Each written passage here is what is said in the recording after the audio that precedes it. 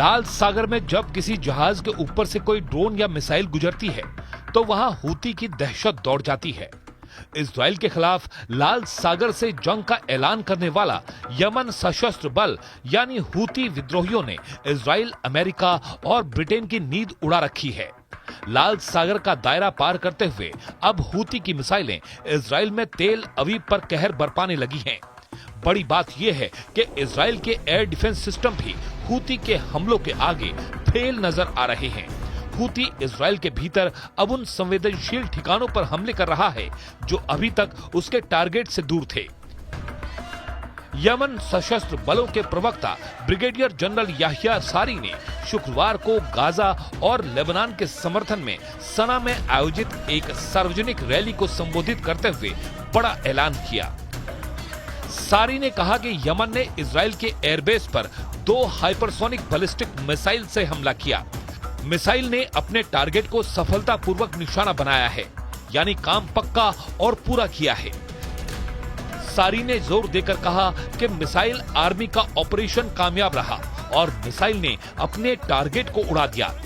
फिलिस्तीन 2 hypersonic ballistic missile के कामयाब हमले से उत्साहित सारी ने कहा कि जब तक लेबनान और गाजा की जमीन से इजराइल का आक्रमण बंद नहीं हो जाता, गाजा पट्टी पर घेराबंदी नहीं हट जाती, तब तक हूती के हमले नहीं रुकेंगे।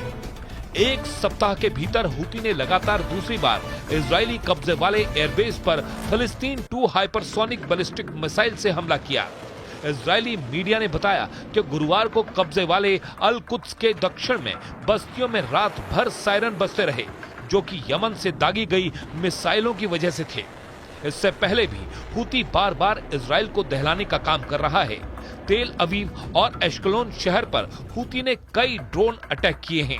हूती के मुताबिक उसने कब्जे वाले याफा यानी तेल अवीव और एश्कलोन के भीतर आईडीएफ के कई महत्वपूर्ण और रणनीतिक ठिकानों पर ड्रोन दाग चुका है। इस हमले के अलावा हूती ने अरब सागर में अमेरिका के युद्धपोत यूएसएस अब्राहम लिंकन पर कई मिसाइल और ड्रोन फायर किए थे और लाल सागर के भीतर अमेरिका के 2 विध्वंसक युद्धपोतों पर बैलिस्टिक मिसाइल और ड्रोन से हमला किया। इन हमलों को लेकर हूती ने कहा था कि ये सभी जहाज यमन के भीतर हूती पर हमले की तैयारी में थे, लेकिन इससे पहले हूती के लड़ाकों ने उल्टा इनके ऊपर ही हमला कर दिया। लेकिन इस सब के बीच बड़ी बात यह है कि हूती के हमलों को रोकने के लिए अमेरिका और ब्रिटेन ने हाल ही में यमन के भीतर हूती के ठिकानों पर कई एयर स्ट्राइक की थी, लेकिन इसके बावजूद भी हूती का हौसला कम होने के बजाय और ज्यादा बढ़ा है। पिछले हफ्ते ही हूती ने लाल सागर में अमेरिकी नौसेना पर हमला किया था। बड़ी बात यह है कि हूती न सिर्फ इजराइल पर हमले कर रहा है, बल्कि वो लगातार इराक और सीरिया में अमेरिकी सैन्य अड्डों पर भी हमले कर रहा है। प्रतिरोधी समूह का कहना है कि अमेरिका खुले तौर पर इजरायली नरसंहार को समर्थन दे रहा है और जब तक इजराइल लेबनान और गाजा में अपनी आक्रामकता रोक नहीं देता, तब तक उसके हमले जारी रहेंगे।